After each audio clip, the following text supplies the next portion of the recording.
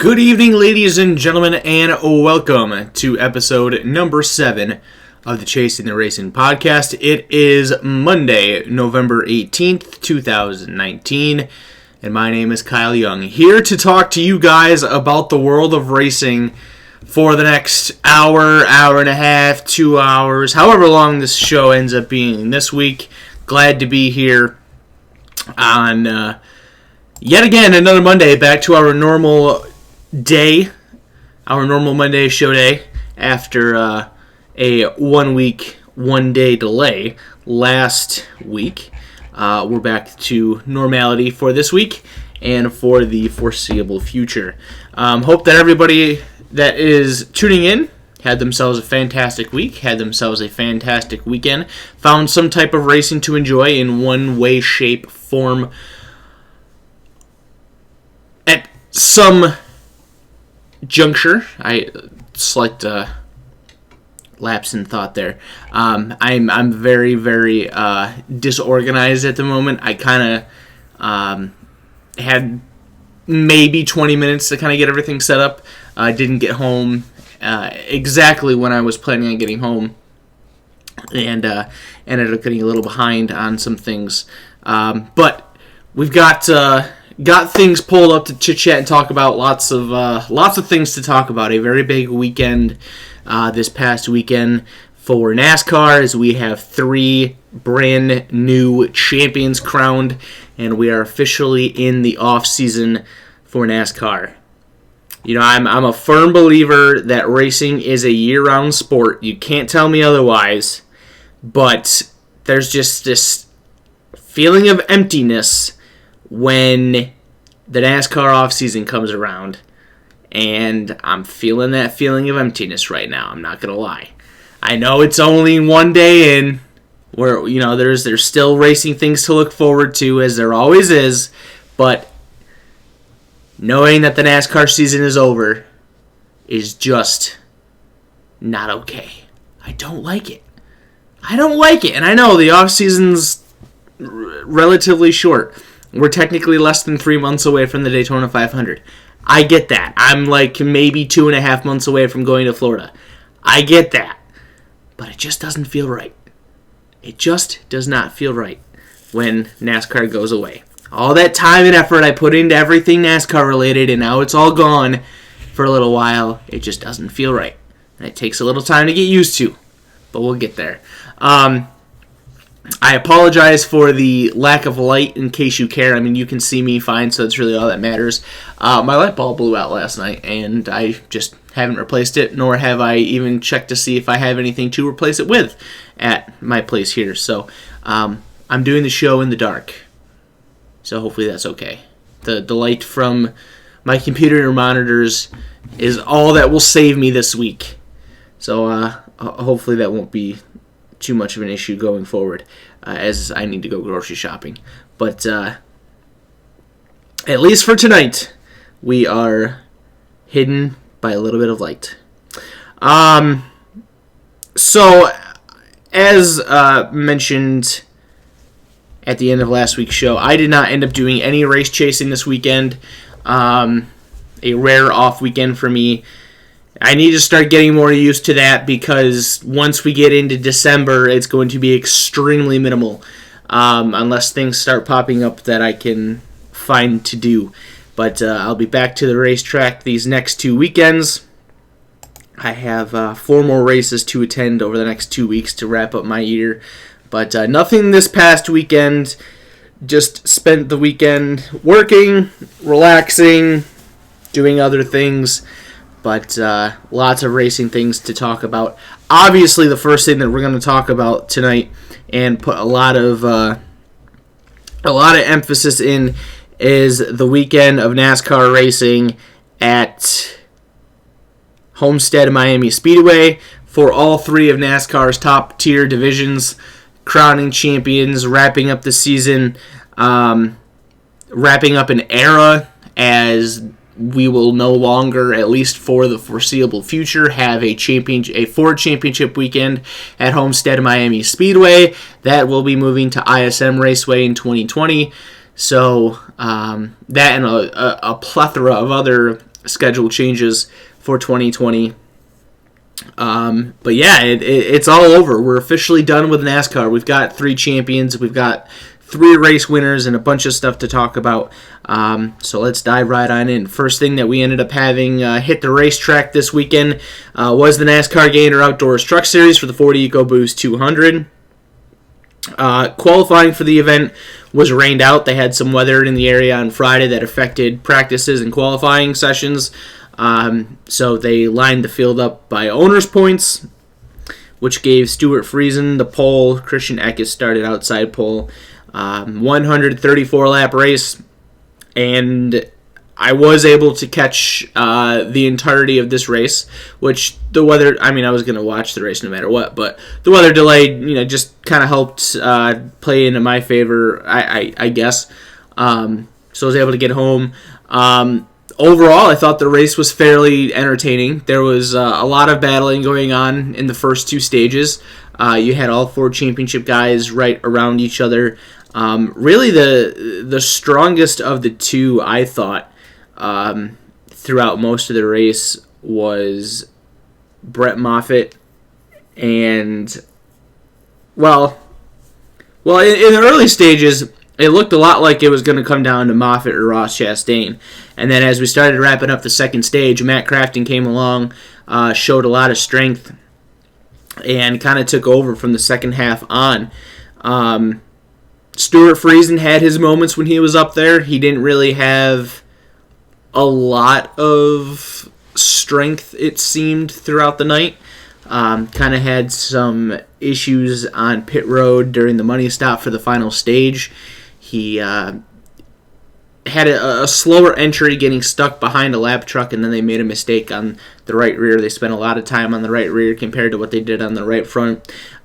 Stage 3 ended up going caution-free, so there really wasn't anything for anybody to really recover from. So you had to be smooth, had to be proper, had to be mistake-free.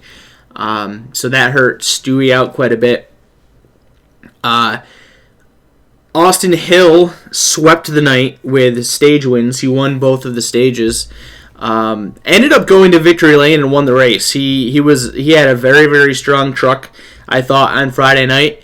It showed. He led a lot of laps, swept the stages, went to victory lane. He was eliminated from championship contention after last week's race at ISM Raceway, but he was still strong enough to pull off a win. He made mention that it did kind of sting a little bit to win that race, knowing that they were eliminated, because he did feel like they should have been in the championship for, but unfortunately they were not. So he does not come up with a championship for winning the race. That is the 4th time that, since we have introduced the playoff system, or this playoff system, that the race winner, or that the champion did not win the race. It was the 3rd time that it has happened in the Truck Series. It happened in 2016 and 17, and then this year in the Truck Series, and then in 2017 when William Byron won his Xfinity championship, he did not win that race. So a little history nugget there. 4 times that the champion did not win the race in this system. That did not happen for the other 2 races this weekend. Xfinity and Cup champions did win the race. But it didn't happen in the trucks. Austin Hill got the win, and your 2019 champion probably shocked a lot of people and ruined a lot of picks. Ended up being Matt Crafton. As I mentioned just a few seconds ago, Crafton had a very strong stage 2. I think he finished second in that stage to Austin Hill. He led the championship 4 at the end of that stage. And from that point on, he was extremely good. Very, very good number 88 truck underneath of Crafton on Friday night. And just dominated the 3rd stage. As I said, no cautions in that stage, but it was very clear that Crafton was the best out of them all. He led a significant portion of laps throughout that stage. Once the money stops were completed, Austin Hill ran him down, took the lead, and drove off. Crafton was fighting him for the win at portions of that run. but kind of made the decision to not fight him as hard as he probably should have, just to conserve the championship. He didn't want anybody to reel him in and take that away from him. So he kind of forfeited the battle with Austin Hill so he could win the war, and win the war is exactly what he did. Matt Crafton, your 2019 NASCAR Gander Outdoors Truck Series champion. It is his third career championship in that series. Moves him to a tie in second place for the most championships in the Truck Series with Jack Sprague. He's only one behind Ron Hornaday Jr. for the most at 4. Christian Equis finished in third place, a phenomenal race for him. Started on the outside pole from the owner's points, setting the qualifying order. He was up at the top 5 the entire night, and his third place finish allowed Kyle Busch Motorsports to bring home their 7th career Owners' Championship in the NASCAR Gander Outdoors Truck Series. Ross Chastain finished in 4th, second place in the championship. Brett Moffitt rounded out the top 5 with a 5th place finish. Finished 3rd in the championship. Johnny Sauter was 6th. Grant Enfinger 7th. Todd Gilliland 8th. Sheldon Creed 9th. Parker Kligerman rounded out the top 10. And then your final championship 4 driver was Stuart Friesen, who finished in 11th place. Friday's championship really fired me up after seeing that all happen. Matt Crafton won this championship without winning a race. He finished second, as mentioned, at Homestead on Friday, but he was the highest finisher, so he wins the championship. This is only the second time in NASCAR history where a driver has won a NASCAR championship in the National Touring Series without winning a race. The first time it happened was in 2013 when Austin Dillon won his Xfinity Series championship. He did not win a race. Has never happened in the Cup Series. First time that it has happened in the Truck Series. And I honestly loved the fact that it happened. I have, at this point, seen that we are now 6 seasons completed with this playoff format. Now, it hasn't been all in the Trucks and Xfinity Series for all 6 of those seasons. But now that we are 6 seasons complete since it debuted in the Cup Series, I have accepted this format. I have learned to enjoy this format, but I will never prefer this format on how we decide a champion. NASCAR is my top favorite racing series on the entire planet. I'm a bigger NASCAR fanboy than anything else, but I will never prefer deciding the champion the way that we do now compared to doing the traditional add them all up and decide a champion based off of points. And we kind of got into this discussion last week as well after watching the World Finals. And we're going to dive into it again because of what happened here. And I'll kind of get into it a little more here.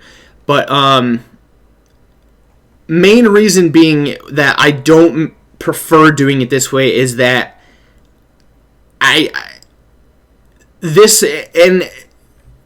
it has not happened more than it has happened.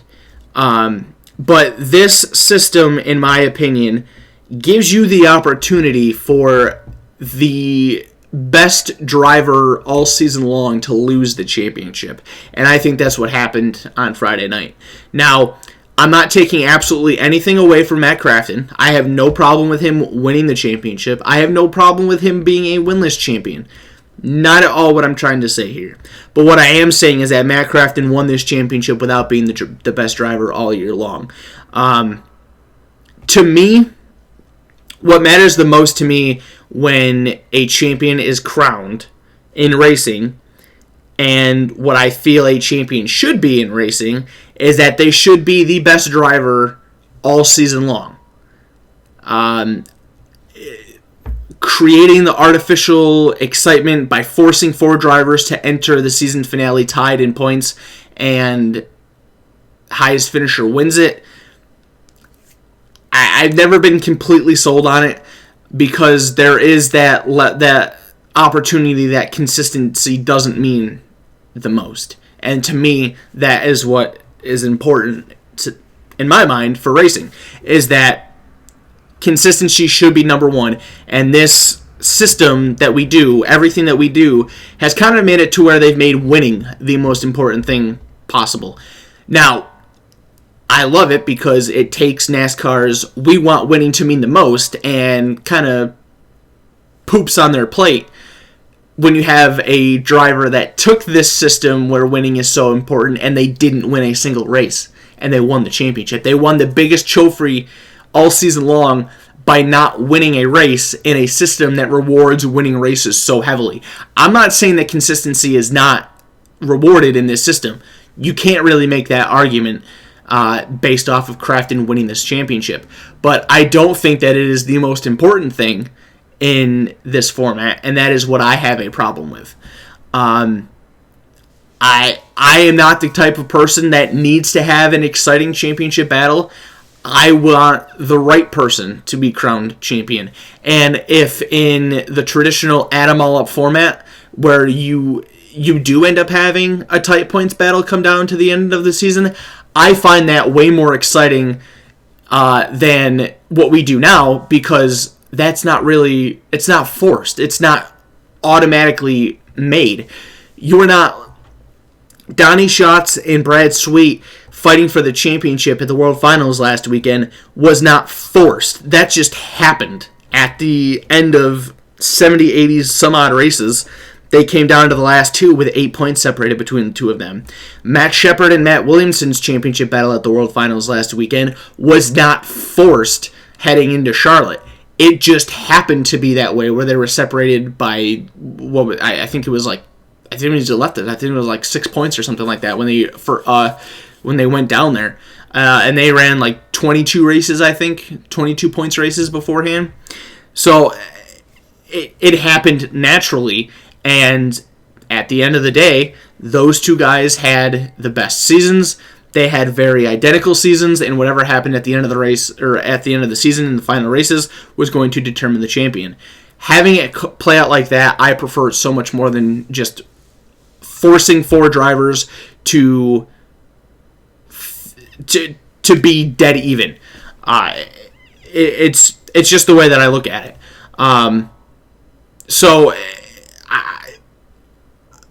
I find it funny that there are people out there that are complaining that Crafton won the championship without winning a race, because it kind of shows that NASCAR did their job by forcing winning to mean so much with this system, because now the fans are trying to, and there are, people, I'm not saying that that NASCAR manipulated people's minds, but there are people that think that and have always thought that. But the fact that there are people out there that look at winning races as more important than just being consistent, it's just not what I agree with. And people getting mad over the fact that Crafton won the championship without winning a race is just kind of funny to me, because that's, at least in my opinion, the mentality that goes right along with this format, is that winning means everything, and that if you don't win, you shouldn't be champion. I don't agree with that. I don't agree with that at all. And everything that started this whole ordeal way back in 2003 was Matt Kenseth winning the championship with only one race victory, compared to Ryan Newman, who won 8 races and was nowhere near an opportunity to win the race, or to win the championship. So I love the fact that Crafton won it to kind of spoil the system, so to say. But at the same time, I don't think that he was the best driver all year long. I think the 3 drivers that he competed against had better seasons than him, and I also think that Austin Hill had a better season than him. I know that maybe this doesn't really mean too much, but looking at the Owners' Points Championship, where they do the same thing, they have a playoffs and everything like that. Matt Crafton didn't even make the playoffs for the Owners' Points Championship. Kyle Busch's 51 truck took the spot over him, and then of course everybody else that was in it was the same. So I don't know what that really means. It would be nice to kind of see like what the point standings look like, just calculating the points all year long, which NASCAR does up until the playoffs start, and then once they do the resets, then they reset the driver points too.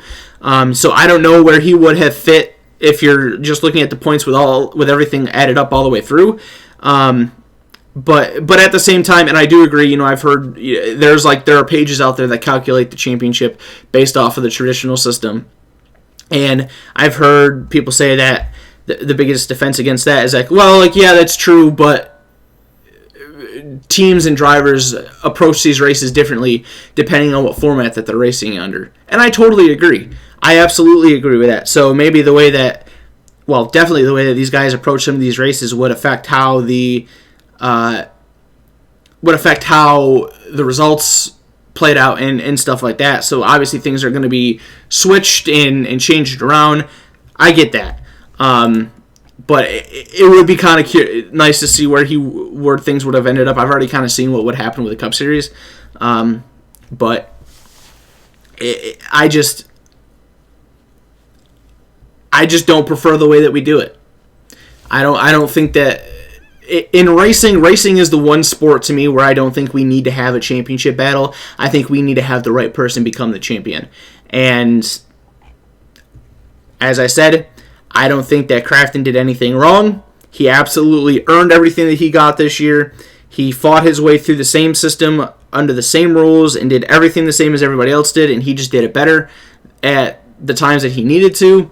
But I think you can make a really good case that Crafton was not the best driver this year, and he won the biggest trophy that there was. So congratulations to Matt Crafton and his entire team. I loved his post-race interviews calling out specific people about who had mentioned that called him an underdog, and I thought it was great.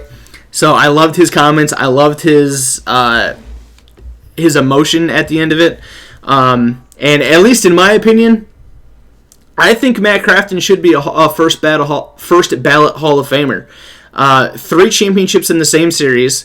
He is the first driver to ever, first and only, by the way, first and still the only driver to win back-to-back championships in the Truck Series. I think that holds a lot of weight when it comes to Hall of Fame eligibility. He is, in my mind, a guarantee for the Hall of Fame if he were to retire today, but I kind of think at this point he should be first ballot. And I know he's just a truck guy. I don't understand why people kind of look down upon people like him who make a career in NASCAR in a top-tier series that isn't the Cup Series. But at least to me, I think Matt Crafton should absolutely be a first ballot Hall of Famer. He did everything right this weekend. He won that championship and sends things off in style for 2019. Closes out the decade with another championship, and will continue to race in 2020 and beyond. At least for those guys that were in the playoffs, the bottom 4, how it all wrapped up. Austin Hill was 5th in the point standings. He had 60 points over Johnny Sauter in 6th. Johnny had just 2 points over Grant Enfinger in 7th.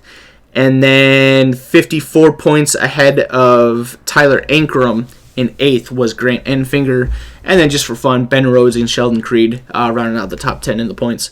So that's pretty cool there. Let me see. Let me do a quick search here again. I just thought of something to kind of add into this discussion. And I'm highly unprepared. So I just want to see here for sure.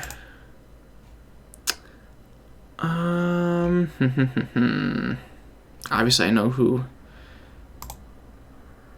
did it for the Cup.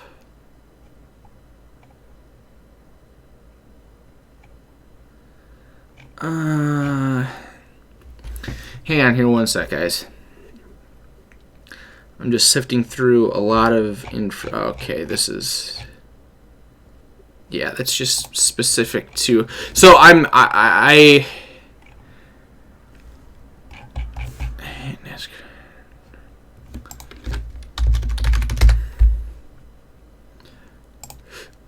Alright, let's see if maybe this link will work the way that I want it to. Okay, yes it does. Alright, okay, good. So I was looking up the Rookie of the Year honors. I want to mention all of the Rookie of the Years for the 3 series. I already know who won it in the Cup, but I didn't really know for Truex or Xfinity. Rookie of the Year, and I should have known this. I should have remembered. Rookie of the Year honors this year in the Truck Series went to Tyler Ingram. Congratulations to Tyler. He was the only rookie to qualify for the playoffs. So that gives it to him right then and there. For whatever reason, I kind of thought that Austin Hill was a rookie this year, but I guess not. So he doesn't win it.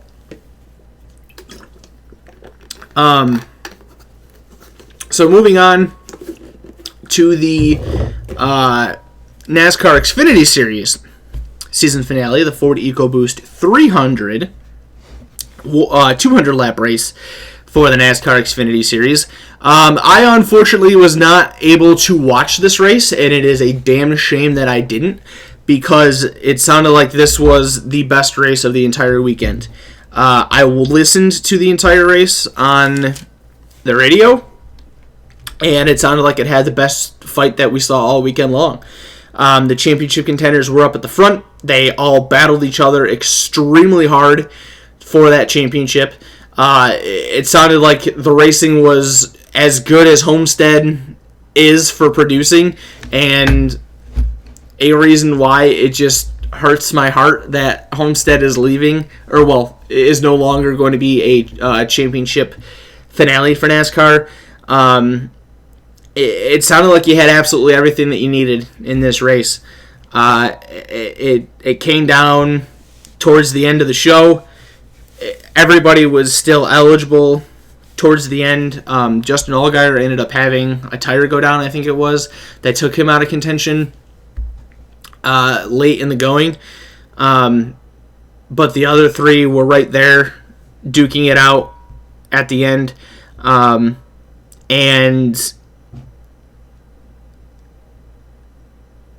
I guess I shouldn't really... I shouldn't say that I'm surprised to say. But I mean, every championship creates history too, but a historic championship win in the Xfinity Series this year for this format, because we saw not only our first repeat champion under this system, but our first back-to-back champion under this system, as Tyler Reddick went to victory lane, won the race, wins the championship after a ridiculously hard-fought battle over Cole Custer, who finished in second. I believe it was it Cole? I think Cole was the one who had some type of issue early in the race and had to fight his way back from losing a lap and coming back all the way through the field. Got his way up to second, had a shot to win it at the end, but he just didn't. He just got beat. Tyler Reddick took him to school again and got the championship. So Reddick with the win, with the championship win. Cole Custer finished in second. Chase Briscoe finished in third place. Chase Briscoe is this year's Rookie of the Year for the Xfinity Series. So he capped that off with a third-place finish. Noah Gragson finished in fourth. Christopher Bell, third in the championship, finishes in fifth. John Hunter Nemechek, sixth. Austin Cindric, seventh. Brendan Jones, eighth. Jeb Burton with another good run in ninth. And Harrison Burton rounding out the top 10 finishers. Justin Allgaier, after his late race tire problem, ended up finishing in 14th place, fourth in the championship fight. The Xfinity Series is one that I'm really looking forward to for next year. Reddick, Custer, and Bell absolutely dominated this season this year. Let's see here. I'm curious to know here. So we got 6 for Reddick, 7 for Custer with 13, and 8 for Christopher Bell. So 21 of the 33 races were won by those 3 drivers. 21 of 33. Only 12 races were won by other drivers other than the Xfinity Series Big 3 this year.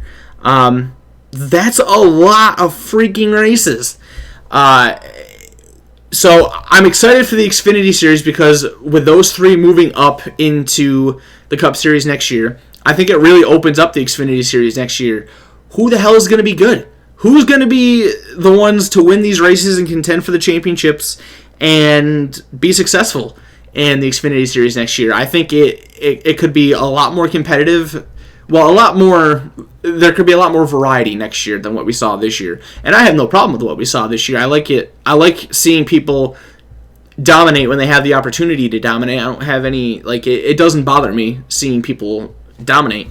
But I think having it more wide open will be more entertaining. Kind of concerns me that Austin Cindric could do better, because I don't really like Austin Cindric. But you're still going to have some really, really strong competition. Daniel Hemrick is coming back to the Xfinity Series, which we'll get more into a little later on. Rumors are speculating that maybe Daniel Suarez could end up back in the Xfinity Series next year, which, again, we'll also talk about later on. And then, you still got extremely competitive drivers. Justin Allgaier's going to come back. Chase Briscoe's probably coming back. Austin Cindric. John Hunter Nemechek is, I guess, kind of up in... Well, he's definitely up in the air because his team is shutting down. Noah Gragson, Michael Annett, Brendan Jones, those are the top 10 guys in points. And then Ryan Sieg, Justin Haley, those are the playoff guys. As far as we know, Bell, Custer, and Reddick are the only three that are not coming back. And we have guys that ran in the Cup Series this year that could possibly be coming down. So it'll be interesting to see how what the final Xfinity field is going to look like, and who's going to be the man, or who will be the men of 2020. So I kind of just read it off by doing that, but we'll go through it for. Or wait. Well, that's really weird. I guess they don't give out as much information on the Xfinity side, or it's just weird. I don't know, who cares. But as mentioned, Tyler Reddick wins the championship. Cole Custer was second. Christopher Bell third, Justin Allgaier fourth. Chase Briscoe, the Rookie of the Year, finished in fifth in the points. Austin Cindric was sixth. John Hunter Nemechek seventh. Noah Gragson eighth. Michael Annett ninth. Brandon Jones rounds out the top 10. And then Ryan Sieg and Justin Haley 11th and 12th. Those were your playoff drivers for 2019. So really looking forward to 2020 Xfinity Series to see who's going to step up and take the top steps of the podium. And I'm really looking forward to seeing this year's Big Three drivers move up to the Cup Series next year and see what they can do moving forward. Speaking of the Cup Series, that's the only one we got left to talk about. The Monster Energy NASCAR Cup Series season finale, the Ford EcoBoost 400, wrapping up the year with a 234 laps? I think it was, or was that a 267? 267. Overall, I thought it was a decent race. There was a lot of complaining that I saw about how the race went, but honestly, those complaints could have just been because of who ended up winning it all, and not legit for actual good reasons why they didn't like the race. But overall, I thought it was decent. I thought that you had the championship four guys all battling really hard throughout the first two stages. All four of them led the championship fight at one point or another. Didn't at all agree with the caution that they threw for John Hunter Nemechek spinning out. I thought that could have been avoided. They could have let that go. And of course, the special stupid people complaining about that think that was done intentionally so that way NASCAR could get Martin Truex his lap back. Why would... I'm just gonna leave it at that, because the amount of stupidity in that is just too much for me to even really continue to comment on. But other than that was the only caution throughout the entire day that was thrown, other than the stage cautions. Again, that probably had a good portion of reason to do why so many people thought that the race sucked, because it was more of a strategic race than it was like a ground and pound, duke it out style race like we had last year. there was a lot of strategy and a lot of things that happened strategically that at least piqued my interest and kept me interested throughout the entirety of the third stage. Everybody but... I mean, you had three big mistakes. Martin Truex Jr., their team flip-flopped the left front and the right front tires and put them on the wrong side of the car, which they were able to recover from. It happened in the second stage, but still a massive, massive problem that you obviously do not want to happen. Kevin Harvick, I think they ended up just having to make a strategy call that just didn't play out the right way. And Denny Hamlin, they put way too much tape on the front of the car with way too many laps to go. Car started overheating dramatically. Had to make another pit stop to come back down to fix it.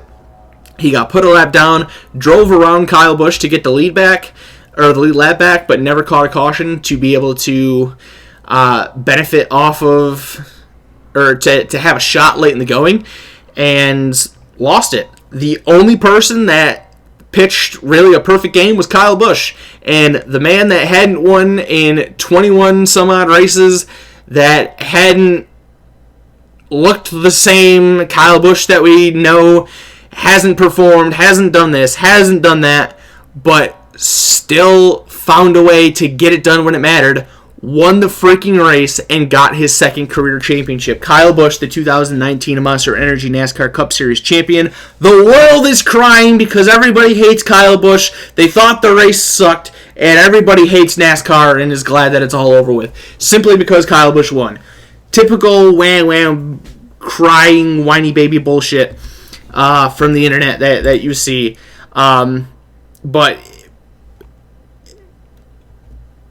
I've got nothing negative to say. I really don't. I think I've made mention. I've gotten over my hatred for Kyle Busch. I kind of find it funny now. Whenever he succeeds, so many people get extremely mad and up in arms. So I love it when he succeeds because that means people are going to complain. And I also find it ironic that the people that hate him call him a crybaby, yet act like the same crybaby that they accuse him of being when he succeeds. Add that one up and tell me how that makes sense. So it's the Kyle Busch year. Kyle Busch, the champion in 2019, his second career championship, and he is the first repeat winner under this format in the Cup Series. Daniel Hemrick wins the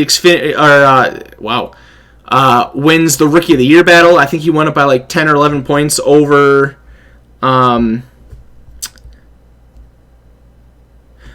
Oh, wait a second. Oh, okay. All right. Now I know why I wasn't able to figure out the points thing with the Xfinity series. I was looking at the wrong thing. Not like it matters, but I was looking at the wrong thing.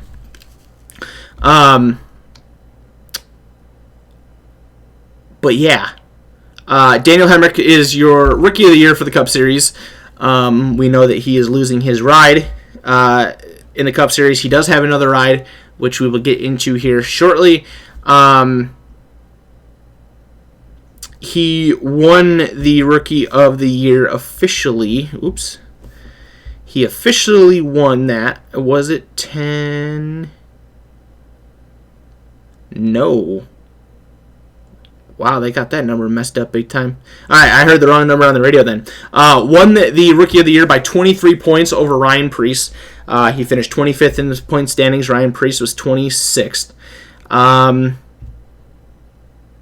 yeah, that's at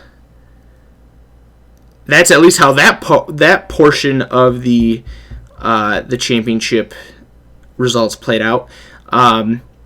So Kyle Busch wins the race, wins the championship. Martin Truex Jr. finished in second in the championship. Eric Jones finished third. Kevin Harvick was third in the championship battle.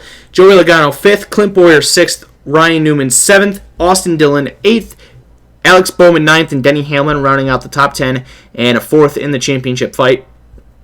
Going through the rest of the standings for the playoff drivers, as we just mentioned there, Joey Logano ended up finishing in 5th, Kyle Larson 6th, Ryan Blaney 7th, Brad Keselowski 8th, Clint Bowyer 9th, Chase Elliott rounds out the top 10, William Byron 11th, Alex Bowman 12th, Kurt Busch 13th, Eric Almirola 14th, Eric Almirola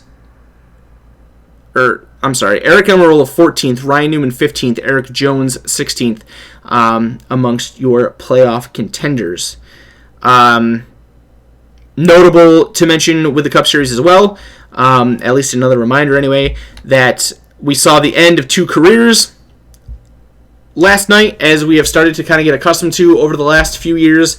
Last night we said goodbye to Paul Menard and David Ragan. They will no longer compete, at least in a full-time basis, for Menard. I'm pretty sure Ragan is done with NASCAR.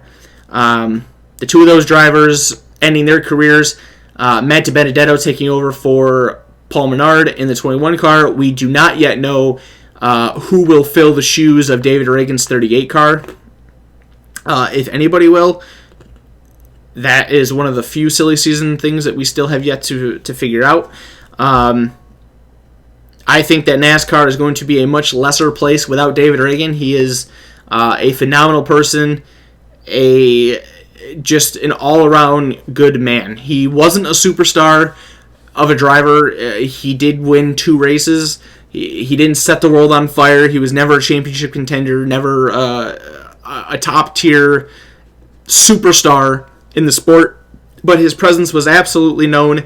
He was a phenomenal driver, very consistent, just a good person, a very good person overall, and NASCAR will definitely be a little less without him around. So the two of them absolutely deserve their retirements. Paul Menard kind of in the same boat. He's always been a very relaxed, kind of mediocre, quiet guy. Or I should say monotone. That's the wrong M word. Not monotone, not mediocre. Again, wasn't a superstar of a driver. Did pick up a win in his career, but made a great living doing what he did. Was consistent enough to make a living off of this throughout his career, and opens up some opportunity for 2020 for some other drivers. So massive congratulations to the two of them, wishing them the best in their future, and we'll see who ends up taking over that 38 car moving forward for 2020.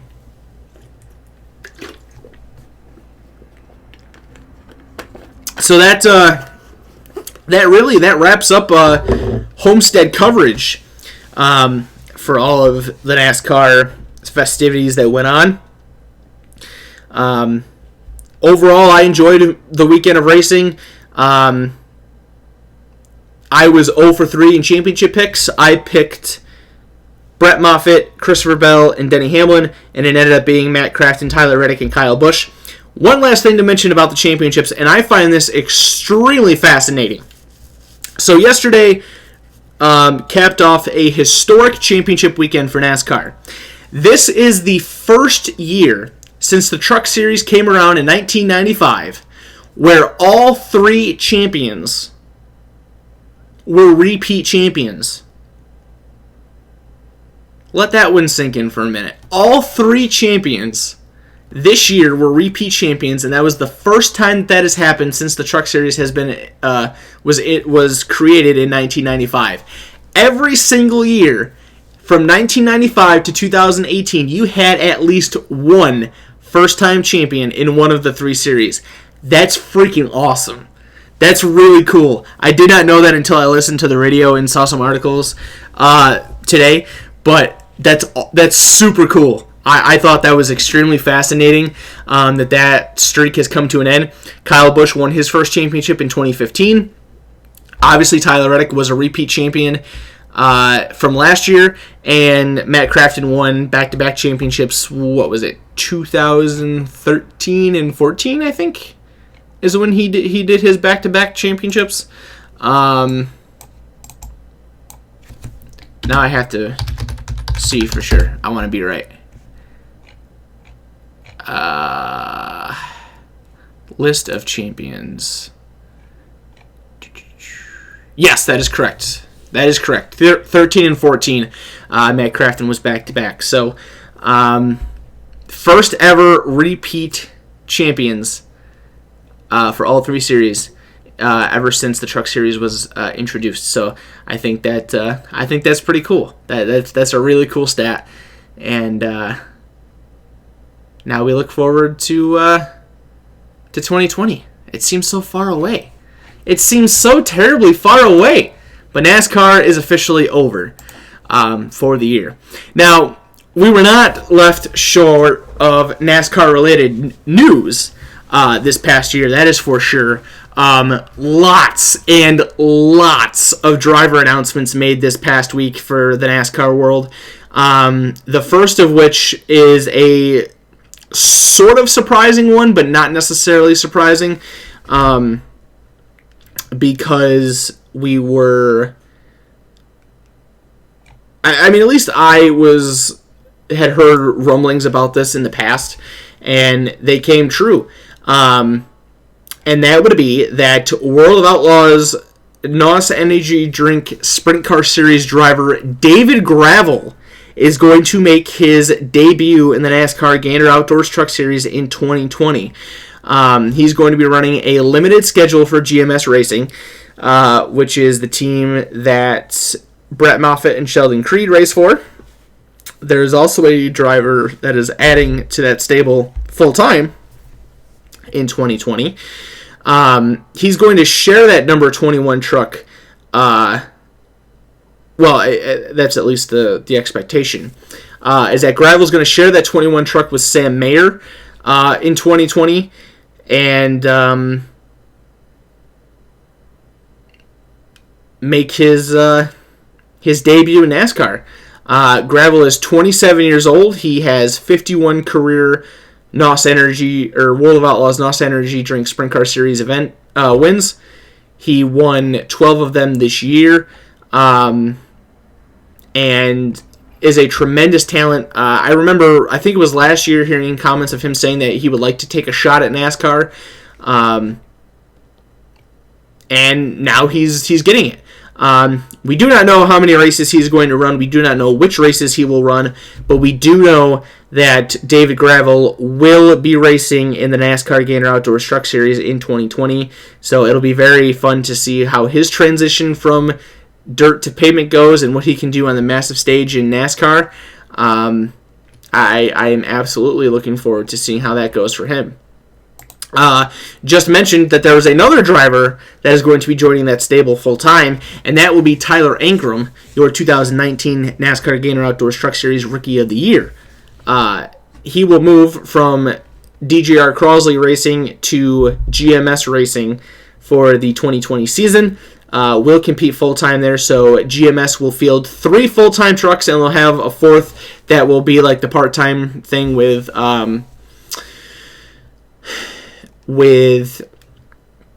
Gravel and Mayer. My assumption is that this is happening because of the shutdown of their Xfinity team.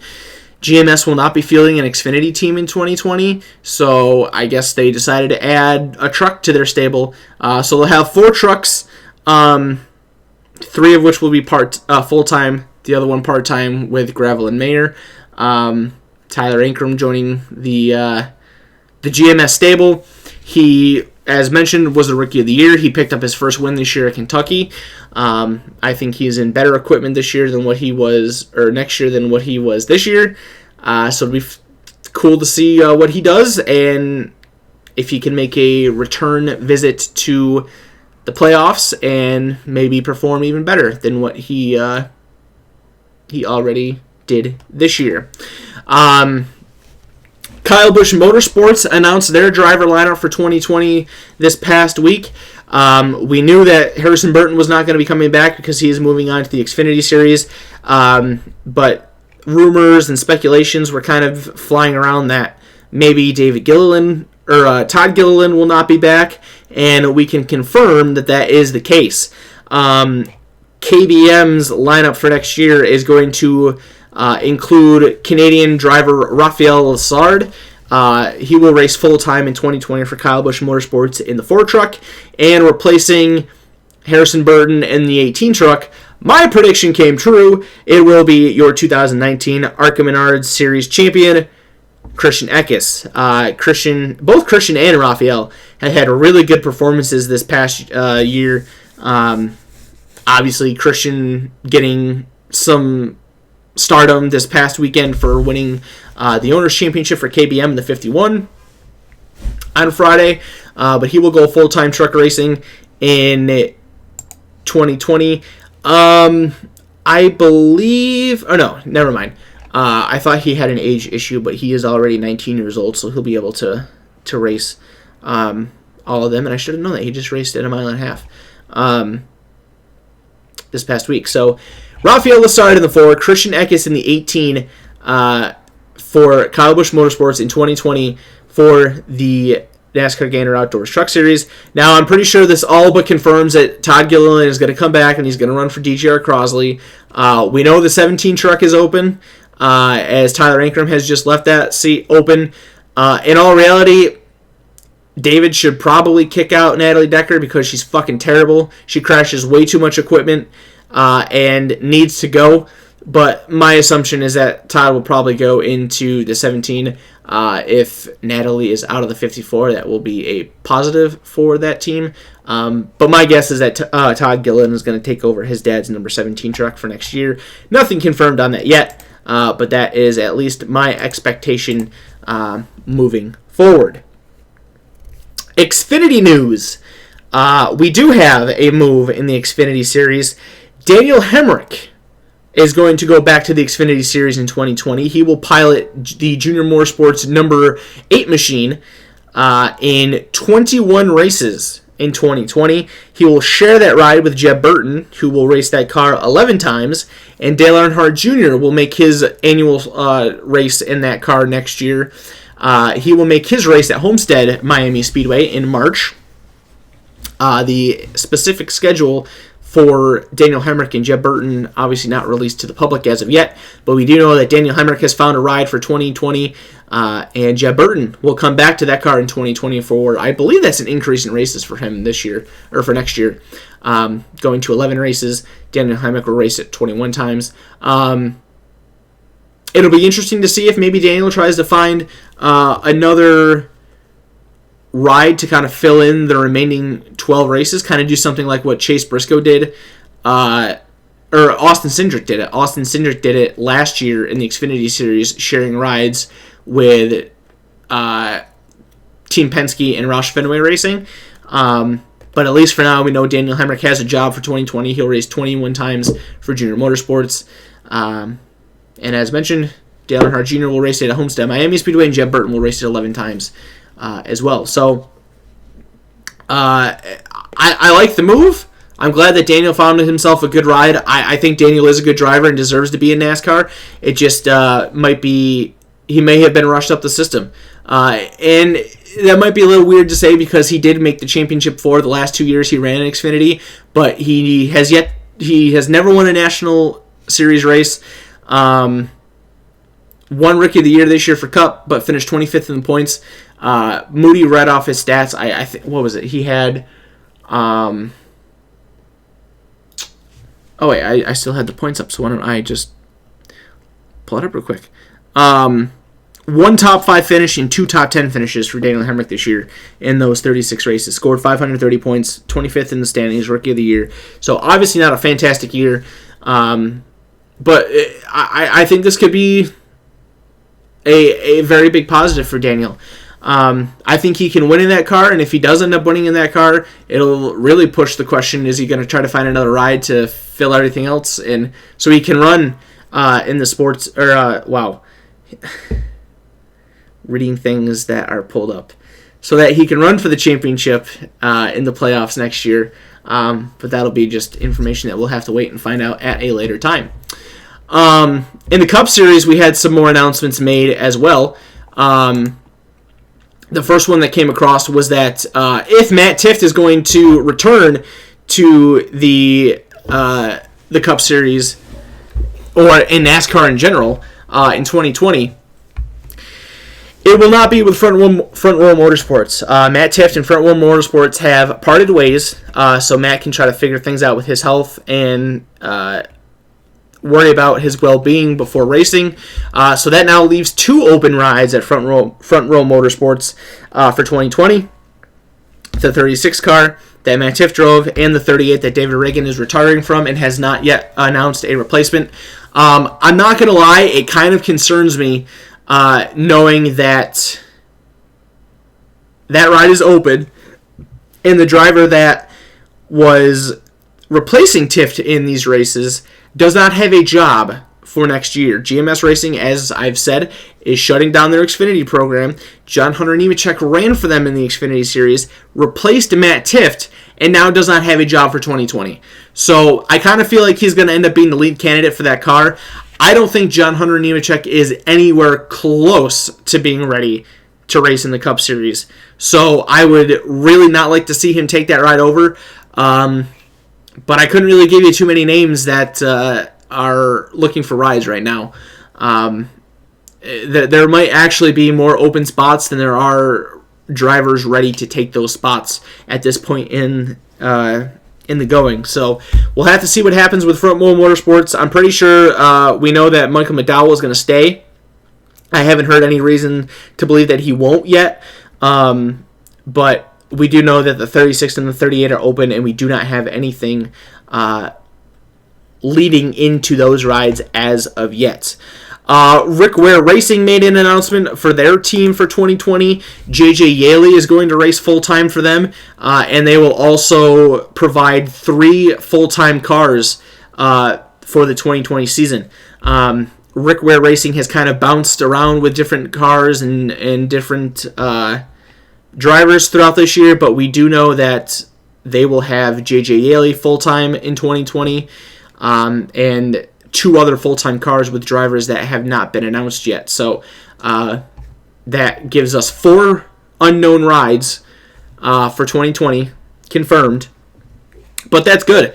I don't really know how many cars Rick Ware Racing had full-time this year. I guess looking through the points kind of doesn't really help because there are a lot of names that don't have numbers attached to them. But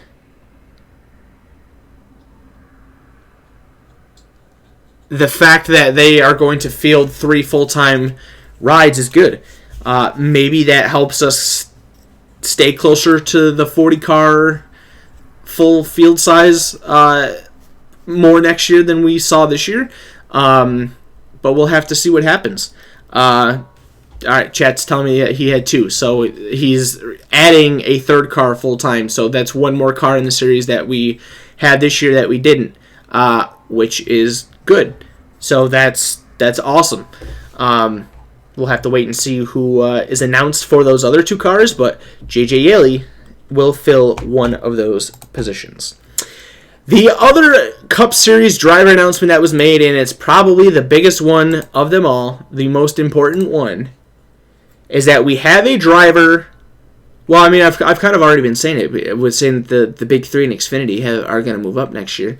Cole Custer is going to Stewart-Haas Racing in 2020. He will drive the number 41 car, replacing Daniel Suarez. That is now official. I'll be honest, I didn't really think that that's how this was going to go. I kind of thought that Daniel was going to stay in the car and maybe Cole would take over the 32 since they're getting support from Go Fast Racing next year. But I was proven to be mistaken. And Cole Custer will take over the 41 Ford Mustang for Stewart-Haas Racing in 2020, completing the Big 3 Trio's move to the Cup Series for 2020. And that leaves Daniel Suarez without a ride for 2020. I guess there has been a plethora of rumors as to where he is going to go. I guess people were saying that he is going to take over for Bubba Wallace in the 43 car. Dave Moody mentioned that on his show this past week and said that his sources at RPM say that they are committed to Bubba Wallace for the foreseeable future. So that is not true. There are rumors that maybe he'll go to Richard Childress Racing to take over in the Xfinity Series, which there is an open ride there. Tyler Reddick's ride is open, and we do not know who's going to take the 2-car in the Xfinity Series for 2020. There are rumors that Stewart-Haas Racing is going to keep Daniel Suarez. They're just going to move him back down to the Xfinity Series. So who knows what's going to happen with Suarez in 2020. We have no leads. We have no proper confident information, so we'll have to see what happens there. But we do know that Cole Custer will move to the Xfinity to the Cup Series in 2020 full time. So you're going to have a Cole Custer, Christopher Bell, and Tyler Reddick rookie battle in 2020 for Cup. I think that's going to be awesome and really, really fun to watch. It should be good. It should be really cool to see how they do. It should absolutely be. Honestly, I think it'll be one of, if not the greatest Rookie of the Year battles that we've had in a long time. It could be very, very fun, and we'll see how they all do. You could probably say that Custer's got the best equipment going to Stewart-Haas Racing over Christopher Bell at Levine Family Racing and Tyler Reddick at Richard Childress Racing, but I mean, let's think about it here. Levine is going to be getting a lot more technical support this year or next year than they were this year for the Cup Series, and Tyler Reddick is coming off of back-to-back Xfinity Series championships and one with Richard Childress Racing. So I think it'll be a fun battle. I really think it'll be a fun, close battle, and it should be pretty good. Should be pretty cool to see how that one goes. We actually had some spotter announcements come through the pipeline today. We learned that Joey Meyer and Andy Houston are not going to be coming back to the spotter stand in 2020. Joey Meyer was the longtime spotter of Brad Keselowski and spotted for Paul Menard this year. And Andy Houston spotted for Austin Dillon for a handful of years. Both of them will not be coming back to the NASCAR world. And we also found out last night that Hermie Sadler is going to leave NASCAR on Fox for 2020 as well. So some other personalities in the sport leaving their roles for 2020. Wishing everybody the best if these are permanent retirement type announcements. But some more personalities leaving their roles in NASCAR for the 2020 season. So absolutely worth mentioning. At least as far as I can think, I'm pretty sure that covers all of the NASCAR silly season rumors that we were given this past week. That is an absolute lot of things to cover. It was a big week in NASCAR news. We only have a few more rides to kind of really figure out. As mentioned, the 2 Rick Ware cars, the 2 Front Wheel Motorsports cars, the 2 car in Xfinity. We don't know. We don't know what Daniel Suarez is going to do. So we still got some things to figure out. But for the most part, we've got a lot of silly season stuff figured out. Moving on in the world of racing news, this one's still racing related, but there's an announcement that there's going to be a track pass on NBC Sports Gold for racing. Adam Stern I'm reading off of Adam Stern's tweet about this. I should probably find a better article about it, but he said, quote, NASCAR this afternoon will announce that it is launched. Well, this was posted when it was posted. Will announce that it is launching a new digital streaming service with NBC Sports called Track Pass on NBC Sports Gold. It'll launch in December, replace fanschoice.tv, cost $5 per month, and feature action from series like ARCA, Whelen Modified, IMSA. I think that there's American Flat Track is going to be on there as well. That's actually a really good deal. Now, yes, of course, people are probably going to get their panties in a bunch, or already have, that the ARCA races and the K&N races that you were getting this year for free, you're now going to have to pay for. But come on. Are you really going to get that annoyed over $5 a month? Really? Let's do, that's what, $70 a year? $70 a year to get, like, really good racing coverage of series that haven't been properly televised or properly broadcasted in the past. I don't see anything wrong with that. That's honestly something that I might look into getting. I want to get more involved with the ARCA series next year. I should absolutely get more involved with the NASCAR Wheel and Modified Tour than I am. I always say that I need to continue to follow IMSA more, but I never do. I watch the Rolex 24 and I never follow up because other things that I watch take over, and I never think of IMSA. So I think that's a really good deal, and I really should get it. I should absolutely get that, and you should too if you're a very passionate racing fan, like me. So Track Pass, NBC Sports Gold for racing. Speaking of IMSA, we did have some IMSA-related news come out through the pipeline this week. Corvette Racing has announced their full-season driver lineup for 2020. That will include drivers Antonio Garcia, Oliver Gavin, Tommy Milner, and Jordan Taylor. Antonio Garcia is a 17-win, 3-championship driver. Oliver Gavin has 48 wins and 6 championships. Tommy Milner, 16 wins, 2 championships. And Jordan Taylor, 21 wins and 2 championships. So lots of success on that team for Corvette Racing for 2020. Those new Corvettes, by the way, are fucking gorgeous. I'll just switch this over to allow you to get a look at the racing Corvette for 2020 from the article that I'm using to give you this information. That is a gorgeous looking race car. Gorgeous looking race car. So I'm looking forward to seeing how that thing competes on the racetrack, as it will be competing in the IMSA WeatherTech Sports Car Championship in 2020. I believe I was seeing that this is the first time that Jordan Taylor is going to be racing away from his father's team. So that'll be interesting to see him in a new ride. Obviously a very successful driver. And now he's taken a different role. He's going to Corvette Racing to drive one of those beautiful Chevrolet Corvette C8.Rs in the 2020 IMSA WeatherTech Sports Car Championship season. Corvette Racing was not the only one to drop a driver announcement this past week. As previously mentioned, Wayne Taylor Racing announced their driver lineup for 2020. If I'm getting this right, Renger van der Zand and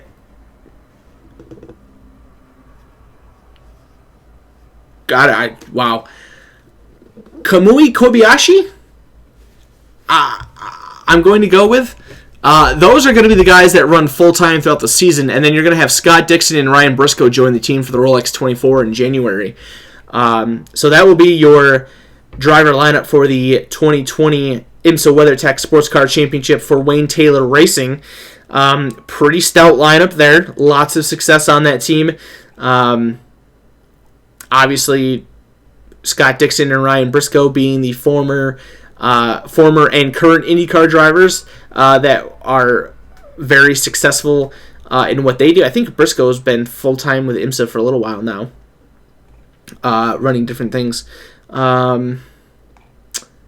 This is just a massive article, so I'm not going to really get too in-depth with it, but it's huge. But yeah, that is your Wayne Taylor Racing lineup for the 10-race IMSA WeatherTech Sports Car Championship season in 2020.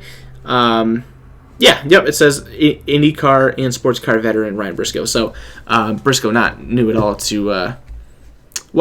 Scott Dixon isn't either. Scott Dixon usually runs the Rolex 24 on a yearly basis, so that's always a team to watch in IMSA is Wayne Taylor Racing. And now with a new and strong driver lineup, I'm sure you're not going to see much change for 2020 in that aspect as well.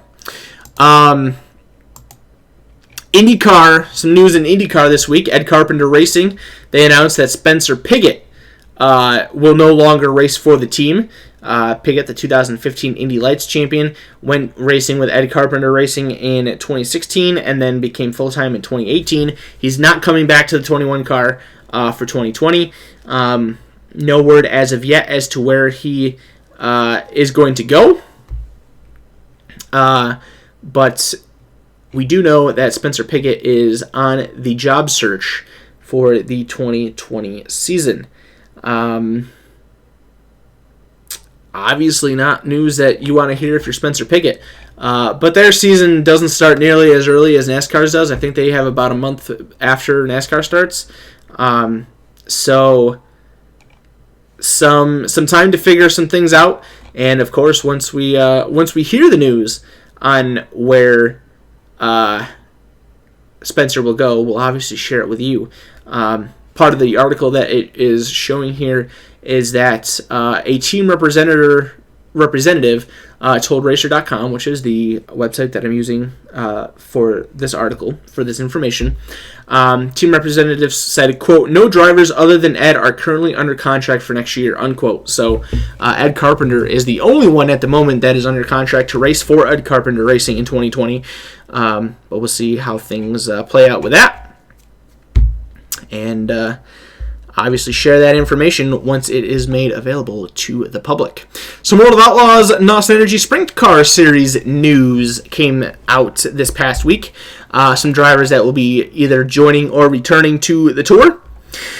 One driver that will join the tour as a rookie this season will be 19-year-old Mason Daniel. He is a Springville, California native. He will join the World of Outlaws NOS Energy Drink Sprint Car Series full-time for his rookie campaign. Using an article from worldofoutlaws.com, says he's had a short racing career so far, running his first sprint car race at the end of 2017. He picked up 2 wins and a 360 sprint car in 2018, and then transitioned to a 410 cars this year, starting 9 races with the World of Outlaws in 2019. He earned a career best 15th place finish at Dodge City Raceway Park in September. So a big change in life for Mason Daniel, going from a much more relaxed and not as crazy racing schedule from what he's used to a 90-plus race schedule. And traveling all over the country, all over different venues, all over different racetracks and different events. I don't know too much about Mason Daniel. Honestly, I've never even heard of him up until this announcement, so it'll be cool to have a new name and face to follow with the series and see how he does. He was reported with these quotes in this article, saying, quote, "I think you realize if you want to be the best, you have to race with the best, and obviously that's the World of Outlaws. You're not going to be competitive right away, especially against those guys. Either you wait a couple of years and then get your butt kicked, or you start at it now and eventually in a couple of years you're good enough to run with them. The sooner we start racing with them, the better we'll be in the long run," unquote. So, pretty strong words for the rookie there, and I like it. I like the mindset. So it'll be fun to watch Mason Daniel compete in his very first World of Outlaws NOS Energy Drink Sprint Car Series campaign. He'll be contending for Rookie of the Year honors in 2020. Another driver that will compete in the World of Outlaws NOS Energy Drink Sprint Car Series in 2020, but he's not a rookie, coming back to the series will be Brent Marx. Brent Marx will continue to race in the World of Outlaws NOS Energy Drink Sprint Car Series in 2020. It will be his 4th consecutive season. This past year, Brent Marx picked up the massive win in the National Open at Williams Grove Speedway, which was a $65,000 win. The biggest win of his career since moving to the World of Outlaws in 2017.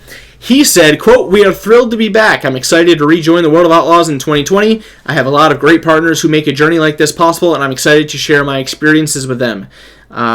So awesome to hear that Brent is going to be back. He had some really good performances throughout the year.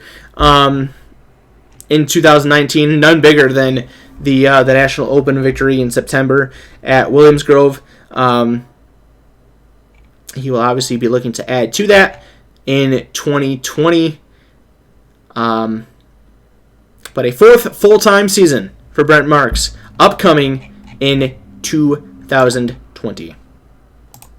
We heard some news up here in the Northeast, the dirt modified racing world. Some drivers making the switch from sportsman racing to modified racing. The first of those that I came across was Jackson Gill. Jackson Gill will be making the move to small block modified racing in 2020.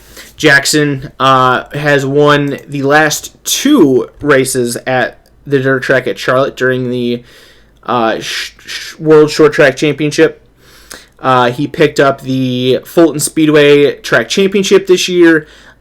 He's been an extremely competitive driver in the sportsman division since joining it a handful of years ago, and is now going to make the move up to the 358 modified division for 2020.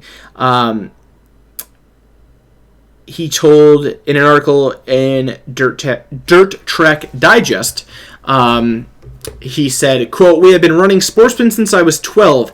We've now had 2 pretty successful learning years in this class, and we're just hoping we can progress through the dirt ranks of modifieds with some of the best guys ever to do it. We currently have 2 sportsman cars, both Troyer TD4 chassis, and we plan to sell one and replace it with a new TD5 and continue to house 2 cars. Right now, we plan to run a full schedule of 358s at Fulton on Saturday night. It looks like we might skip around on Friday between Mohawk, Can-Am, and Brewerton as our schedule and budget will allow. We currently have no sponsor obligations to fulfill,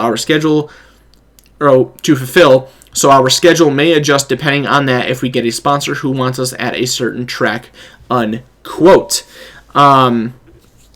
He goes on to mention that he has had some motor work help with Brian Donna throughout the sportsman years and plans to continue to work with him for his 358, and is also planning on doing maybe a few big block shows at his home tracks throughout the season as well. So a major step in the racing career for Jackson Gill, a successful youngster in the sportsman ranks, moving up to the 358 modified division up here in the Northeast for 2020. Another driver that will be doing the same is Shane Pecor, the Canadian sportsman racer, won Super Dirt Week last year at Oswego Speedway and has had a very successful sportsman career up to this date. He will also be making the move to 358 modified racing in 2020. Pulling up this article from Race Pro Weekly, they say, after a record season in the sportsman at Cornwall, Shane Pecor will make the jump to the Premier Division at the Speedway. Pecor had a full year behind the wheel of a 358 about 7 years ago as he won the Rookie of the Year award. The driver of the number 0 will run his own equipment, but with the financial help of Steve Morris of TAS Racing. Pecor was able to join the 358 modified ranks. Wow, I butchered that entire statement. The driver of the number 0 car will run his own equipment, but with the financial help of Steve Morris of TAS Racing, Pecor was able to join the 358 modified ranks. This will open up the championship in the next level home improvement sportsman, as Pecor set the bar high with a record-breaking 9-win season. Shane and his dad Marcel will also provide technical help to the TAS Racing team. So Shane Pecor and Jackson Gill, the first 2 drivers to make their announcements during this sort of kind of beginning in the offseason for the dirt modified world. From things that I've heard at the racetracks and have seen thus far, it sounds like Kyle Inman is going to make the jump as well, so you can add his name to that list. We'll see if anybody else is going to make the jump from sportsman to modified racing in 2020. Still very early in the offseason, as we don't get racing up here in the Northeast until like April. It's terrible. I kind of look at like the nice start to dirt racing up here in the Northeast in the middle of March with Georgetown Speedway's Melvin Joseph Memorial. That usually happens on St. Patrick's Day weekend. So we have like 4 months until that happens. So it's going to be a long drought for us up here in the Northeast. There is still one more race next weekend. They're racing the Gobbler at Accord Speedway. But I won't be going to it. I'm doing something else that weekend. But after that, then we'll be officially in off-season for like the Northeast racing world. Last piece of news that I have before we'll turn things over to you guys. It does have something to do with the Northeast world. Saw this on Saturday night. The Plattsburgh Airborne Speedway is up for sale. Current owners Jamie Atkins and Steve Fuller have announced Airborne Speedway is up for sale. The two have owned the 66-year-old facility for the past 11 seasons. The difficult decision was made earlier this week by Atkins and Fuller, and the timing makes sense for both. Fuller is retiring from the construction business, and Atkinson's business is continually growing throughout the East Coast of the United States. Quote, "It has been a lot of fun over the last 11 years, but I'm going into retirement now. The racing business has created a second family for me, and I am very thankful for that." Unquote. That was from Steve Fuller. Jamie Atkins said, the owner of Northline Utilities LLC, said, quote, "Airborne has been an exciting venture for me. I've learned a lot about the business, enjoyed a great partnership with Steve, and made many friends in the Airborne family. Currently, with our continued expansion, I just don't have the time to devote to the venture myself that it needs and deserves," unquote. During their ownership, the Speedway had 4 promoters/Speedway managers. Fuller's first promoter was Mike Perot. Back in 2008, Mike Bruno and John Walker followed, with Robbie Knowles as the most recent. So I guess depending on how you want to look at it, it could be good news, it could be bad news. I guess it just depends on how quickly a buyer is able to take over. Plattsburgh Airborne Speedway went dirt racing, I think, for the first time in 2017. I think this was their third year. Yeah, that's right. 2017 was their first year with dirt. It used to be a pavement track for many, many years, and then they finally threw a dirt surface on it in 2017. And the future of the track, at least for now, is unknown as it is up for sale. Hopefully we'll get some news on a new buyer in the near future, and they will be back for the 2020 season. So that's all that I got, guys. Kind of a little difficult in a way to find things when I'm a little bit slower on the race chasing platform.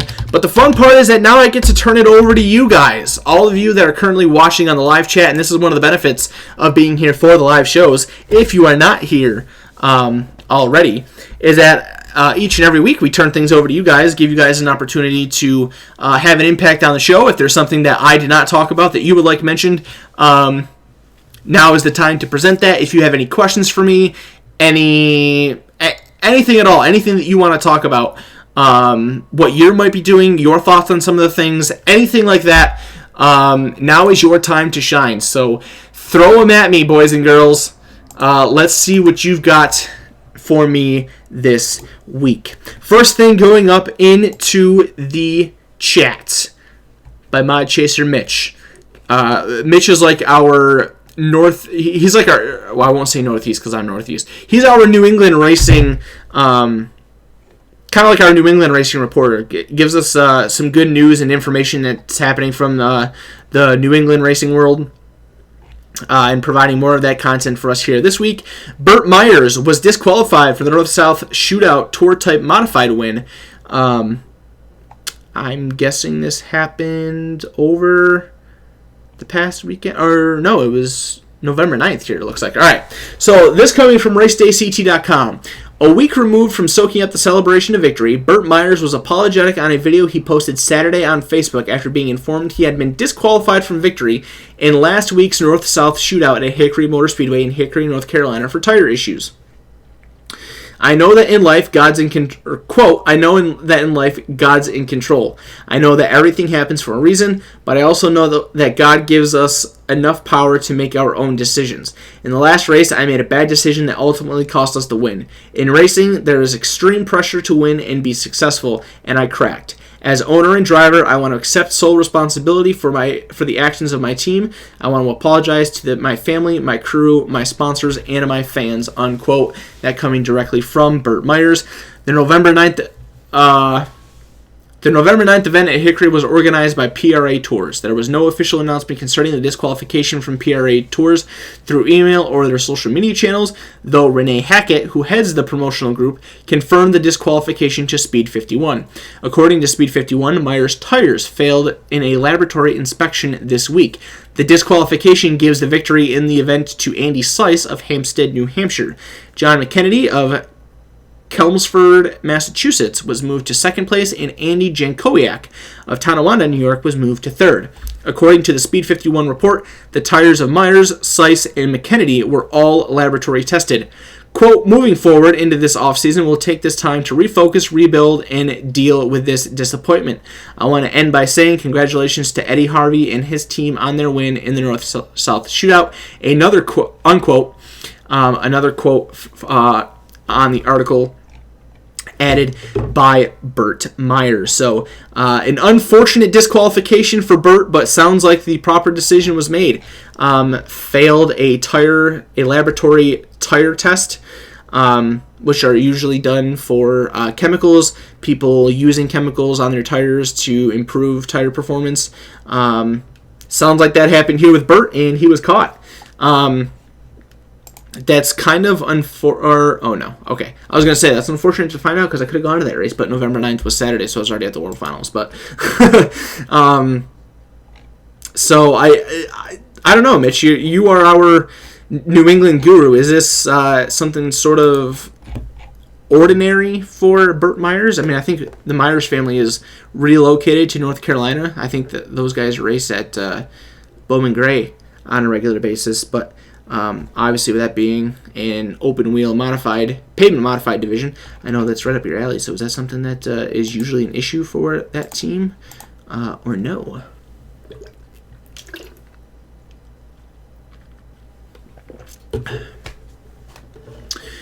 Let's see here. Some more news. Another article from Mitch being posted. Seeing some good stuff. Good participation this week. Glad to see some of you guys coming back. Speed 51 article, Gresham Motorsports Park comes back to life in 2020. A big piece of American short track racing history will be revived in 2020. After inactivity for more than 5 years, engines will once again roar to life at Gresham Motorsports Park, which is in Georgia, on May 16th and 17th, 2020, for a super late model event featuring the Southern Super Series. The event at Gresham will be the first stock car race held at the track since August 9th, 2014. Known as the home of the prestigious World Crown 300, the racetrack formerly known as Jeffco Speedway, Georgia International Speedway, and Peach State Speedway, has a rich history and is a favorite among those who have competed there previously. This promotion of the race is a partnership between Bob Dillner of Speed 51 and Tim Bryant of the Southern Super Series presented by Sunoco. Together, they will be working closely with Jim Gresham, who owns Gresham Motorsports Park. Underneath Gresham's ownership, the facility underwent a multi-million-dollar renovation in 2009 and was renamed Gresham Motorsports Park. Mickey Kane will also be part of the management group for the event. Other races, events, and activities for the weekend, plus all the details for the actual racing, will be announced in the coming weeks. Quote, bringing a track back to life is going to be very special, said Bob Dillner, president of Speed 51. Jim has given us his blessing. His facility was ahead of its time when he revamped the facility. We are planning a huge event which culminates on the day after the NASCAR All-Star race. Just the fact that Gresham Motorsports Park will be racing again is important not only to the state of Georgia, but the entire country. We hear too many tracks becoming lost speedways these days, unquote. Absolutely agree with that. You do hear a lot of announcements of tracks shutting down more than opening up. So it appears that, at least for the moment, this is a one-event announcement, but either way, a racetrack coming back with more racing is always a good thing. So if you're in the area of Gresham Motorsports Park and are able to attend the event on May 16th and 17th, 2020, I would recommend doing so. Events like that are more important than ever to get to the track to be able to support them and get them the money that they need. So hopefully it won't be just a one-off and they can get back to a more regular basis racing schedule. Mitch updating us on that Burt Myers story. Not a shocker to most people, but at least he apologized for his actions, and it wasn't a hassle like most people race like most post-race disqualifications are handled in the short track ranks. I agree. Very much agree with that. Usually when you see or hear about disqualifications, a lot of the times it's just people fighting it and getting upset, and it's a whole ordeal. Burt is owning it. He apologized to it and is moving forward with his racing at this point. Wild Child R19 posting an article here in chat about the Action Track USA in Kutztown, Pennsylvania. Let's see. Now, I did see this a little earlier today. I didn't read through it entirely. But this coming from a Facebook post from the track's Facebook page. After 2 seasons of scheduling early season Sunday events, the Kutztown Action Track will return to weekly Wednesday night racing in 2020. A new twist will be built in Thursday night rain dates for all 12 Wednesday programs on the schedule. Very good. Kutztown co-promoters Richard Tobias and Doug Rose will return for a X season. 10th season? Is that what that means? Roman numeral 10, right? On Wednesday, May 13th, when the opener is held. The program again consists of the Speedsters, wingless 600cc microsprints, and slingshots. After a Wednesday, May 20th event, a special Monday, May 25th Memorial Day Showdown will be held. This King of Knowing holiday program has a Wednesday, May 27th rain date. If the rain date is not needed, the Speedway will remain dark until Wednesday, June 3rd. 4 days later, on Sunday, June 7th, the annual Dick Tobias Classic will be held. Kutztown will be dark on June 10th. Racing will resume on June 17th before a 2-week summer break while the annual Folk Festival is held on the grounds. The second half of the season kicks off with 7 consecutive nights of Wednesday racing on July 8th when the Ronnie Tobias Memorial is the headliner. After 3 weekly Wednesday programs to finish out July, the second annual appearance of the USAC National Midgets is scheduled for August 5th. This event was a thriller last year, with Zeb Wise nipping Kyle Larson at the finish line in front of a standing room only crowd. If that is when Pennsylvania Midget Week is going on, I might be able to do the entirety of that because they pushed the NASCAR race at Watkins Glen back. I couldn't do all of it because I had to come back up here for Watkins Glen Week. If that's the case, I might be able to do the entirety. Well, I'm assuming it has to be. I might be able to do all of Midget Week next year, so that's pretty cool. The Action Track season comes to a close with popular races scheduled during the annual Kutztown Fair. On Wednesday, August 12th, the 600cc Microsprint Nationals will be held. On Saturday, August 15th, it's the Daniel Boone 153, which I'm pretty sure is an enduro race. The racing season then ends with a championship night on Sunday, August 16th. A new first-time event at the Action Track will be the Monster Truck Throwdown, with 2 huge shows during Labor Day weekend on Saturday and Sunday, September 5th and 6th. To remain updated with everything happening at Action Track USA, you can visit us on the web at actiontrackusa.com or follow us on Facebook, Twitter, or Instagram. So, sounds like that's a full schedule that they have announced. For Action Track USA. Action Track is awesome. Tiny little bull ring short track at in Kutztown, Pennsylvania. As you heard, they race speedsters, wingless 600cc microsprints, and slingshots. I've been to a few races there over the last few years, or 2 years, and it's awesome. I fell in love with the racing that track had just by watching highlights online because they've had a lot of races broadcasted, and I'm like, dude, I have to go to this racetrack one of these days. So I did, and I love it. I very much enjoyed Kutztown's racetrack, Action Track USA, and look forward to hopefully going there some more in 2020. Let's see what else we got here. The Lucas Oil Midwest Late Model Racing Association, they announced their 2020 schedule this past week. Let's see. Oh yeah, they do have an entire schedule there. So we'll read here a little bit of the article that is posted. Not get too in depth with this because this is a huge article, but just to try to get some of the information out to you guys. This is coming from web-extract.constantcontact.com/a bunch of junk. With the final chapter of the 2019 Lucas Oil MLRA season firmly in the record book, series officials have hit the ground running and are excited to release their upcoming schedule for the 2020 racing season. Comprised of 23 events, the series will tackle a total of 11 different venues across 5 different states. The full 2020 schedule will also feature a change in qualifying format, transitioning from the traditional passing point system used in recent years to time trial qualifying. Series officials piloted the best of 2-lap qualifying format in select events this past season and will now use it moving forward at all MLRA sanctioned events. The 2020 series will get underway in traditional fashion on April 10th and 11th with the running of the 7th annual Spring Nationals at the Lucas Oil Speedway in Wheatland, Missouri. 2019 MLRA champion Will Vaught will look to begin his title defense in an event that he previously won back in 2017, while Mother Nature claimed the season opener in each of the past 2 seasons. An open practice is planned for Thursday night, April 9th, before 2 complete shows take center stage on Friday and Saturday. For the 3rd consecutive year, weekend number 2 of the 2020 tour will have teams converging on a pair of eastern Iowa facilities. Friday night, April 17th, will showcase the historic half-mile facility of the Davenport Speedway in a $5,000 to win main event, before teams head south to the 34 Raceway in West Burlington, Iowa, for Saturday night's annual Slocum 50. This marquee event, now in its 12th season, was nearly standing room only in 2019 and will again feature its traditional $10,555 top prize, most recently claimed by Bobby Pierce in 2019.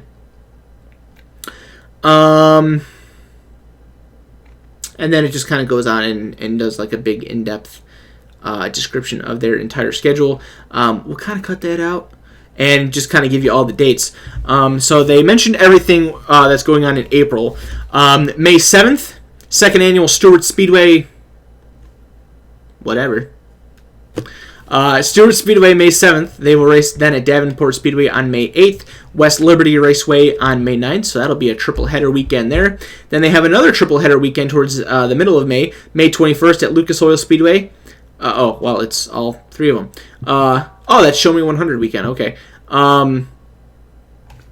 So that's part of it. Cowboy Classic, May 21st. Don and Billy Gibson Tribute on May 22nd. And then the 28th annual Show Me 100 on May 23rd. In June, they have a to-be-determined race on June 13th, the first annual Bull Ring event at Rock Island County Fairgrounds on June 14th, and then you have the Freedom Classic for 2 days at Salina Speedway, June 26th and 27th. 3-day show, or 3 races in a row, July 2nd, 3rd, and 4th, the first being at Cresco Speedway, then they move to 34 Raceway, and then 300 Raceway after that. July 10th, the series races at Lakeside Speedway, and then they return to Lucas Oil Speedway for the 14th Annual Diamond Nationals on July 18th. Month of September has a doubleheader weekend, the Ron Jenkins Memorial at Lucas Oil Speedway, and then the Scotty 45 at Quincy Raceway September 6th. And then the season finale will be the 7th Annual Fall Nationals October 8th through the 10th at Lucas Oil Speedway in Wheatland, Missouri. So that is your 2020 schedule for the Lucas Oil Midwest Late Model Racing Association. Yeah. Let's see here. How we doing? All right. Pull up a few more of these articles here. Stafford Speedway has announced their full 2020 racing schedule. As I'm sure you can imagine, Race Day CT providing this. Let's see. The 2020 Stafford Speedway racing schedule has been set, and it has been set with 22 events. The calendar is focused on weekly racing with a mix of special events. All 5 of Stafford's NASCAR weekly racing divisions will compete weekly starting in early May and running through mid-September.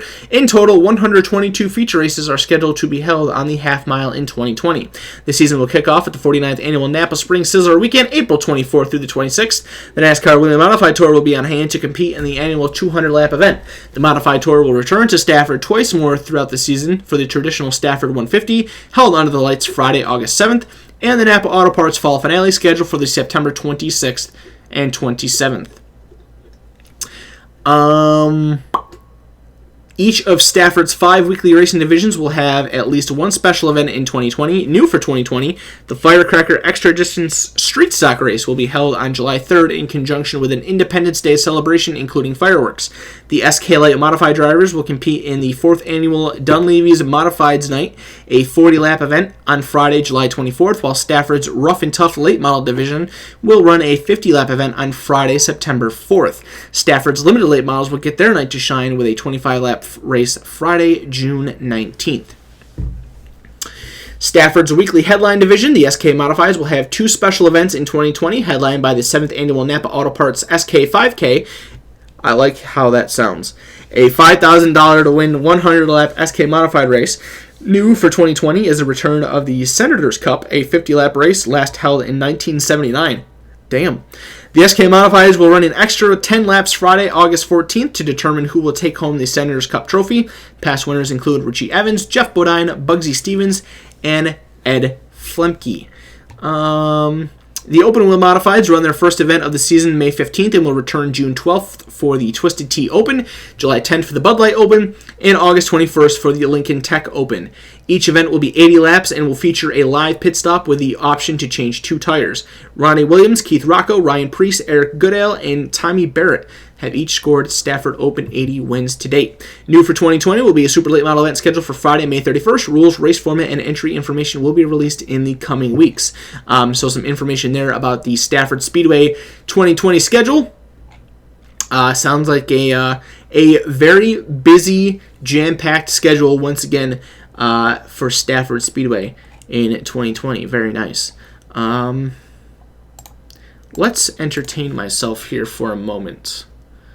What do I have going on that weekend? Have I made any commitments for that weekend yet? No, I haven't. I haven't made any commitments yet for the Spring Sizzler. Oh, you know what? That's probably going to be High Bank Hold-Up weekend at Fulton. Because that's the last weekend in April, isn't it? Yup. Scratch that idea. Alright. That'll probably be where my attendance is at. I tried, Mitch. I tried. That's usually when High Bank Hold-Up weekend is at Fulton for the Super Dirt Car Series, and then we're weekly racing after that. Let's see here. Motorsport.com article provided by Wildchild R19. Let it load. I hope I'm saying this right. Peugeot will return to Le Mans with a new hypercar entry. The French Marquis' parent company, PSA, issued a brief statement on Wednesday stating its intention to contest the full 2022-23 World Endurance Championship schedule culminating at Le Mans, where it has won the showpiece event 3 times with a hybrid-based contender. Further details are set to be revealed at the start of 2020, although prior speculation has suggested that Oreca and Rebellion could be involved in the project. PSA Motorsport Director Jean-Marc Fenot commented, quote, "I am very excited at the prospect of channeling the skills and passion of my team into this project. It is a new challenge, and I know our experts will rise to it with another demonstration of their will to win with teams financed by the group's brands, PSA Group's brands, fueled by their long experience of top-flight FIA championships and hunger for success," unquote. Peugeot last contended for outright Le Mans honors between 2007 and 2011 with its diesel-powered 908 HDI FAP, winning the 2009 edition, and had developed a hybrid version of the car before abruptly canceling its LMP1 project on the eve of the inaugural WEC season in 2012. It turned its back on a potential LMP1 return in 2017 in favor of a commitment to the World Rallycross Championship before it quit that series at the end of the following year and ended its successful works by Dakar Rally program after the 2018 event. A Peugeot hypercar effort would come as a major boost to the WEC's hypercar rule set, which up to now had only Toyota and Aston Martin as confirmed participants, although Glickenhaus and Bicolis are also planning to be present for the start of the 2020-21 season. So some interesting WEC news for the future. That, of course, as mentioned, was for the 2022-23 season. But something to look forward to if you are a World Endurance Championship fan. I don't know too much about World Endurance Championship racing because I don't follow it that often. But any type of return like that, I'm guessing that's a manufacturer, right? It's kind of what it looks like. But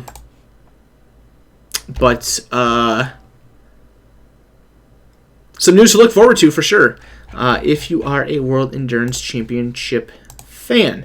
Let's see. All right, we'll cover these last 3 articles that are posted, and then we'll call it a night. Alrighty. We've got another Race Day CT article, and then 2 Speed Sport articles, and then we'll call it a night after that. Let's see here. Yeah, that's about good, I'd say. All right, so what do we got here? New England Short Track Showdown at New Hampshire Motor Speedway put on hold for the 2020 season. After 3 seasons of moving forward, the New England Short Track Showdown at New Hampshire Motor Speedway has been put into park for the 2020 season. Event promoter Bob Guptill cites high costs and high risk for the decision to put the event on hiatus. Guptill said, quote, "In 2019, we had a perfect event in a lot of ways. The support from the competitors was incredible, the weather was good, and having Dave Dion go above and beyond in his role as the Grand Marshal is a memory that we will always treasure. It ended up being profitable too, but it was a tough way to make a paycheck. Had anything gone less than perfect with the weather, scheduling, or any number of things, it could have been a devastating loss. This is a family-promoted event, and we just cannot gamble like that. We gave the race a 3-year commitment when we first announced it, and many people said it would never happen at all. We proved those critics wrong and made some great memories over 3 seasons, but just could not make it as commercially viable as we needed to," unquote. The Guptill family mulled over the decision on the fate of the event for 2020 and explored sponsorship possibilities, but nothing materialized in time to properly plan the race for next year. Guptill adds in, quote, "that the different tours involved are all getting ready to release their schedules for 2020, so a decision needed to be made. Given the right support, this is an event that could come back in the future, but for now we are taking a break," unquote. The New England Short Track Showdown has been built around 4 cornerstones of New England short track racing. Super late models competed in the event under the Grant State Pro Stock Series banner in 2017 and 2018, before switching sanction to the Pro All-Star Series in 2019. The Short Type Modifieds in the Modified Racing Series took part in all 3 showdowns, as did the grassroots level Northeast Mini Stock Tour and Street Stock Showdown Series.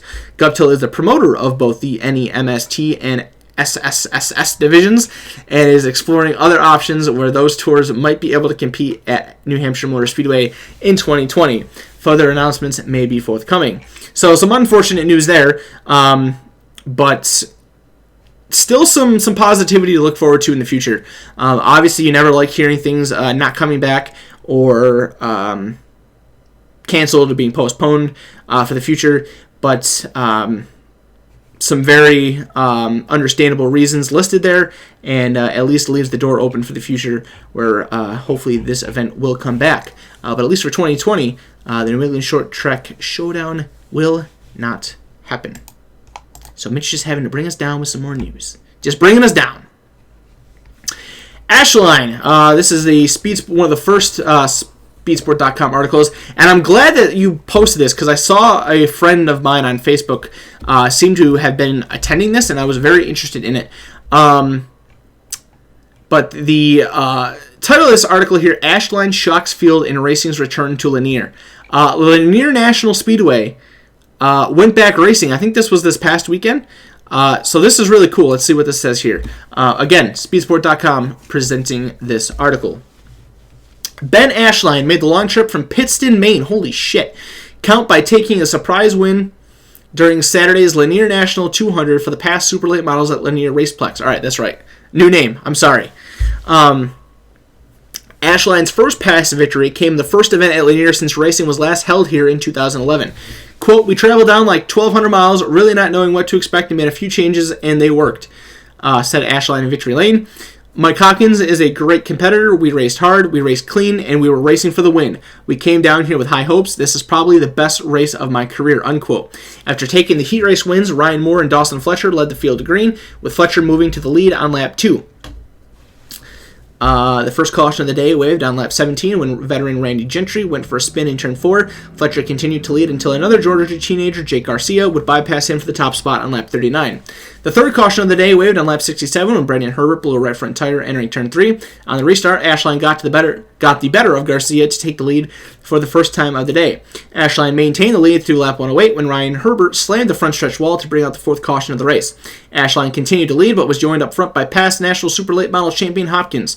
Hopkins persistently tried the high line and was able to take the lead from Ashline on lap 141. But now, the roles were reversed as Ashline applied pressure to Hopkins for the lead. With 47 laps to go, Hopkins slipped, allowing Ashline to make a run on the inside and retake the lead. Despite a spin by Fletcher with 5 laps to go, Ashline would go on to take the win in the Linear National 200 over Hopkins, Moore, Garcia, and Tate Fogelman. Sounds like a pretty damn good race, and it's nice to hear that Linear Raceplex got some more racing in. Linear was a racetrack that I learned about through iRacing. When I started racing on iRacing, I was able to learn about that facility and quickly learn that it no longer races, as I'm knocking things over. But they saw some racing this past weekend, so that is really cool. Really, really cool to hear about. Maybe that'll be a regular thing for the future, but we will have to see for sure. Final thing that we will talk about here. You guys did great for our live segment. Thank you guys very much for that. A big increase in participation over the last couple of weeks, so I very much appreciate that. I'm going to talk a little about the Myrtle Beach 400 that went down this weekend. This also coming from speedsport.com. Article titled "Burns Declared Winner of Myrtle Beach 400." I knew that there was heard that there was some controversy around it, so let's see what that was about. Will Burns was in the right place at the right time during Sunday's Myrtle Beach 400 late model stock car finale at Myrtle Beach Speedway. Burns had just taken the lead during a restart, which was followed shortly after by a crash involving former race leader Jeff Fultz and Sammy Smith.